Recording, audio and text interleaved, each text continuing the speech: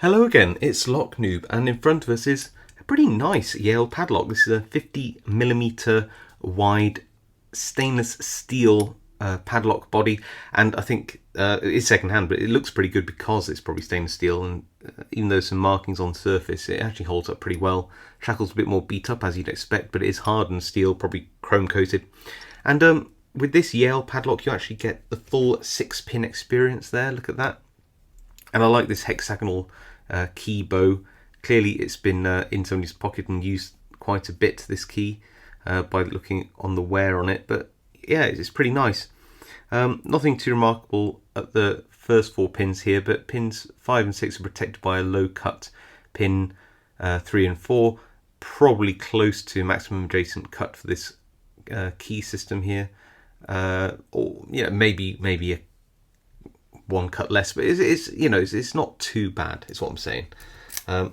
It does have a double ball bearing locking mechanism, and weirdly, if you lift it too high up, maybe it's something to do with wear, it doesn't turn all the way around. It's very sort of notchy. You have to just push it down a bit there, so it's probably a little bit worn inside. And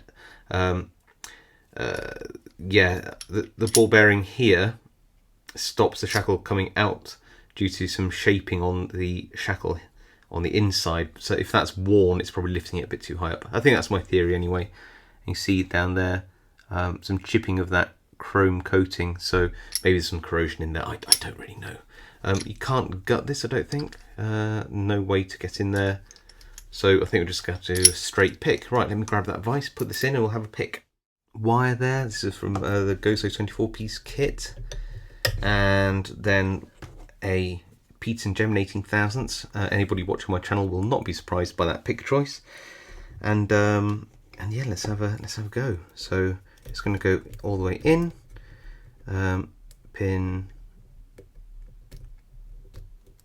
2 there, and one little one must be like a standard pin because that's 6 there. That's 5. Nothing, 4, 3, 2. Okay, go back through. 6. Oh, and we're open. That was surprisingly quick, actually. A lot of spools there.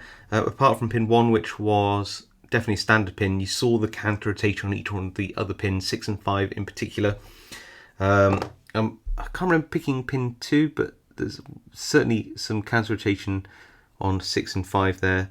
Actually, no, I do remember 2. That was also a spool, so that's standard spool, I think. And I don't know about these 2. I didn't have to pick them, either because they are 0 lift, i.e. they don't need to be picked, or just by nature of putting in the pick, the shank of that pick sometimes actually lifts those pins to the correct height. It does happen more often than you think. So yeah, henceforth probably why it's so quick to pick that one. But nevertheless, actually quite a nice lock, and weirdly off camera it took a lot longer to pick, so it's normally the other way around. Normally takes me 15 times longer to pick on camera. But maybe I just got lucky this time. Well, thank you all for watching, and I'll see you all next time.